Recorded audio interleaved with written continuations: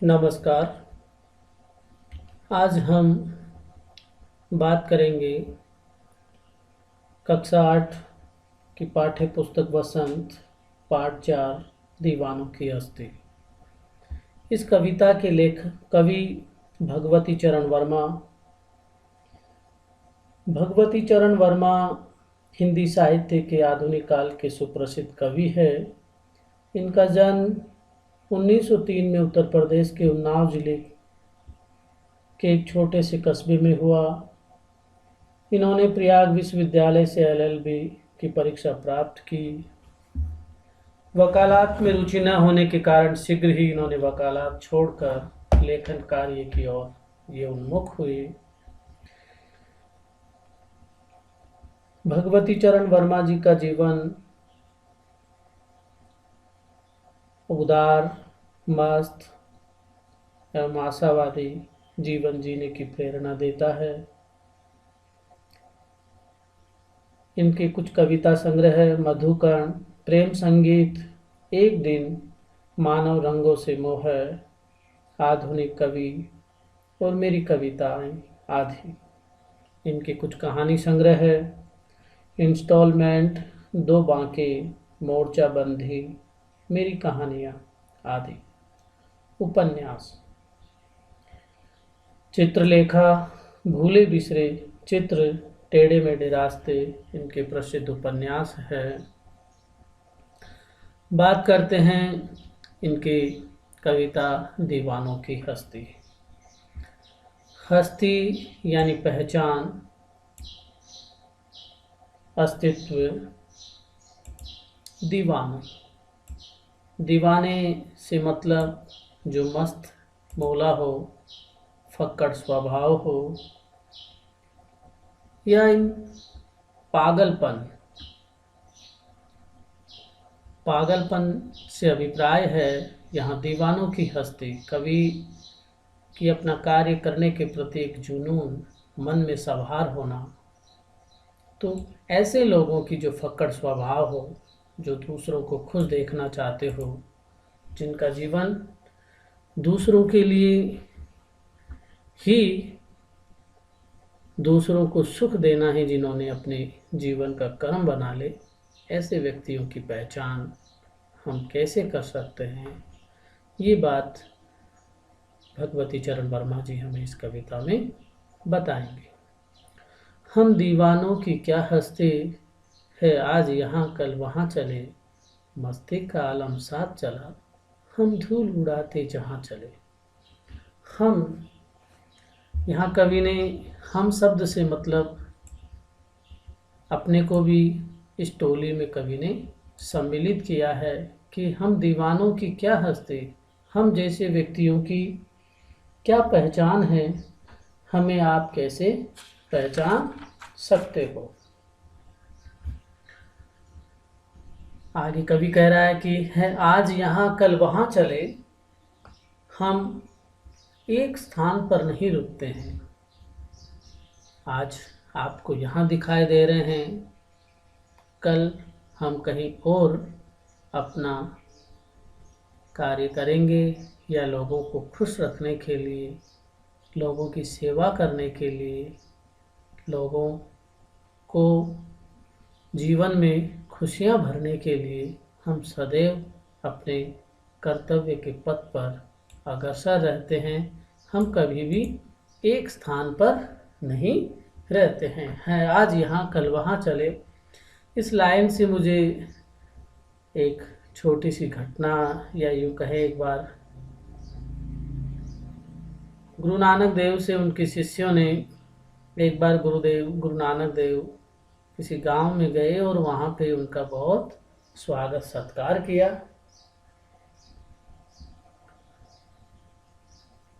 तो उन्होंने उस गांव वालों से कहा कि बिछड़ जाओ, उजड़ जाओ। और एक दूसरे गांव में जब जाते हैं गुरु नानक देव या कोई भी संत, तो एक बार उन संत ने कहा कि आप आबाद रहो। तो ये बात उनके शिष्यों को समझ में नहीं आई कि आखिर स्वामी जी ऐसा क्यों कह रहे हैं। तो किसी शिष्य ने पूछा कि आखिर आपका ये कहने के पीछे क्या अभिप्राय है। तो उन्होंने समझाया कि जो अच्छे लोग हैं वो अगर बिछड़ जाएंगे, एक स्थान से दूसरे स्थान पर जाएंगे, तो वह अच्छाई का प्रचार प्रसार ही करेंगे। और बुरे व्यक्तियों को मैंने आबाद इसलिए कहा कि वे अगर एक स्थान पर ही अगर रहेंगे तो बुराई एक स्थान पर ही रहेगी, बुराई का ज़्यादा प्रचार प्रसार नहीं हुआ। तो यहाँ हम इस पंक्ति से, इस घटना से अच्छे से अर्थ ग्रहण कर सकते हैं। मस्ती का आलम साथ चला, हम जहाँ भी जाते हैं वहाँ हमारे साथ खुशियाँ रहती हैं। मस्ती का आलम, खुशियाँ, हम कहीं भी दुखी नहीं रहते हैं या किसी भी प्रकार की विकट परिस्थितियाँ भी हमें हमारे मार्ग से विचलित नहीं कर सकती है। हम धूल उड़ाते जहाँ चले, धूल उड़ाना, मस्त मौला। धूल उड़ाने से अभिप्राय कवि का यहाँ है कि हम फिक्र नहीं करते, चिंता नहीं करते कि लोग हमारे बारे में क्या सोचेंगे या क्या होगा। ये जो एक स्वभाव होता है जिसे हम कहते हैं मस्त मौला स्वभाव, तो वो कवि ने यहाँ व्यक्त किया है कि हमारा जो मत वालापन है वो हमारे साथ चलता है। और यहाँ पे हम धूल उड़ाते जहाँ चले, हम जहाँ भी जाते हैं वहाँ पर भी हमारा ये मस्त मौला स्वभाव हमारे साथ चलता रहता है। तो आगे बढ़ते हैं। आए बनकर उल्लास अभी, आंसू बनकर बह चले अभी, सब कहते ही रह गए अरे तुम कैसे आए, कहाँ चले। आए बनकर उल्लास अभी, हम जहाँ भी जाते हैं वहाँ खुशियाँ अपने आप आ जाती है, हमारे कर्म से हम लोगों को खुश करने का प्रयास करते हैं। हम बनकर उल्लास अभी, आए बनकर उल्लास अभी, हम जहाँ भी हम आते हैं, और आंसू बनकर बह चले अभी। और जब हम वहाँ से प्रस्थान करते हैं तो लोग दुखी हो जाते हैं और फिर वो दुखी होकर कहते हैं, सब कहते ही रह गए अरे, लोग कहते हैं कि तुम कैसे आए और कहाँ चले, तुम इतने कम समय में ही हमें छोड़कर क्यों जा रहे हो। इससे हम समझ सकते हैं कि ऐसे लोगों का सानिध्य लोग सदैव प्राप्त करते रहना चाहते हैं। ऐसे लोगों से व्यक्ति बिछुड़ना नहीं चाहते हैं। तो आपको समझ में आया होगा कि आए बनकर उल्लास अभी और आंसू बनकर बह चले अभी, सब कहते ही रह गए अरे, आश्चर्य प्रकट किया गया है। ऐसे लोग जब जाते हैं तो लोगों को आश्चर्य होता है, वे चाहते हैं कि और अधिक दिन तक ये लोग हमारे साथ रहते तो हमें और अच्छा लगता, हम इनसे और ज़्यादा लाभान्वित होते। आगे बढ़ते हैं। किस ओर चले ये मत पूछो, चलना है बस इसलिए चले, जग से उसका कुछ लिए चले, जग को अपना कुछ दिए चले।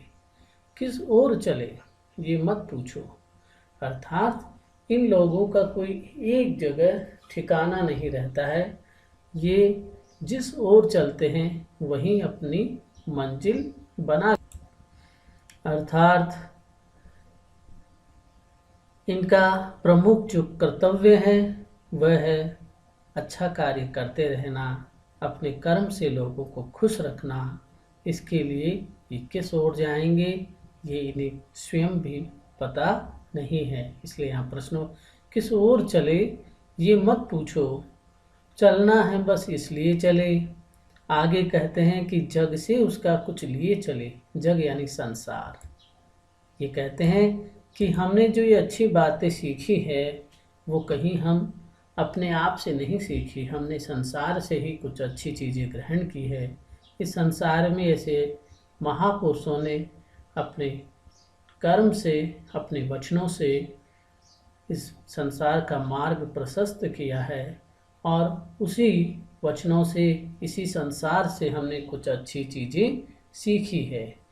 जग से उसका कुछ लिए चले, जग को अपना कुछ दिए चले। बस संसार से जो अच्छी बातें हमने सीखी है उन्हीं अच्छी बातों को हम अपने जीवन में ढालकर हम अपने जीवन में आत्मसात करके बस संसार को खुश रखने के प्रयास कर रहे हैं। संसार में अच्छे कर्मों का प्रचार प्रसार कर रहे हैं या अपने कार्यों से लोगों को खुश रखने की कोशिश कर रहे हैं, जग को अपना कुछ दिए चले। तो इस तरह ऐसे व्यक्तियों का कोई जगह स्थान नहीं होता। ये सर्वत्र, ये जिस ओर चल देते हैं, जहाँ ये रहते हैं वहाँ खुशियाँ इनके साथ अनायास ही हो जाती है। दो बात कही दो बात सुनी, कुछ हंसे और फिर कुछ रोए, छक्कर सुख दुख के घूंटों को हम एक भाव से पिए चले। दो बात कही, यहाँ बड़ी अच्छी बात इन्होंने कही है। दो बात कही दो बात सुनी, हम लोगों को कुछ अच्छी बातें बताते हैं और ऐसा नहीं है कि हम जो बता रहे हैं वही अंतिम सत्य हो। कभी कभार हम दूसरे व्यक्तियों की भी बातें सुनते हैं, चाहे फिर वो जो बात है वह हमारा विरोध ही क्यों न हो। दो बात कही दो बात सुनी, कुछ हंसे और फिर कुछ रोए। हम ऐसा नहीं है कि सदैव ही यानी कि हंसते रहते हैं, अंदर से खुश रहते हैं, फिर कुछ रोए। जब कभी दुख का समय आता है, दुख का क्षण होता है, तो हम भावुक भी हो जाते हैं। तो यहाँ कवि सामाजिक व्यवहार और लोगों की प्रतिक्रिया का उल्लेख किया है कि संसार में रहते हुए अनेक बार ऐसे अवसर आते हैं जब प्रगतिशील विचार जब व्यक्ति समाज के सामने रखते हैं और समाज के विचारों को भी व्यक्ति ग्रहण करता है।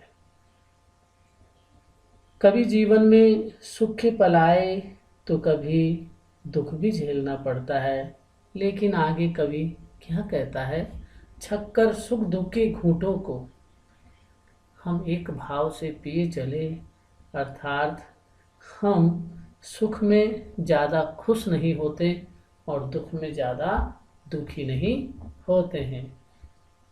अर्थात कवि यहाँ एक भाव से, समान भाव से, सम्यक भाव से रहने की बात करता है कि हमें या ये जो दीवाने व्यक्ति होते हैं, ये छक्कर यानी कि सुख दुख रूपी पानी को जिस तरह से हम पीते हैं, उसी तरह समान भाव से यानी कि आत्मीय भाव से सुख और दुख के घूंटों को पीते हैं। वे सुख में ज़्यादा खुश और दुख में ज़्यादा दुखी नहीं होते हैं। तो आगे बढ़ते हैं।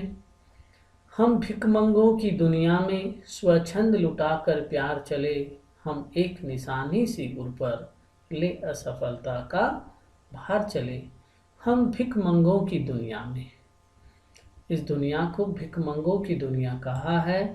भिखमंगा जो कुछ मांग कर अपना जीवन यापन करता है, और यहाँ दुनिया को भिखमंगों की दुनिया कहा है, अर्थात यहाँ लोग सदैव ही मांगने वाले लोग अधिक है। हर एक व्यक्ति अपने लिए ही कुछ न कुछ मांगता रहता है।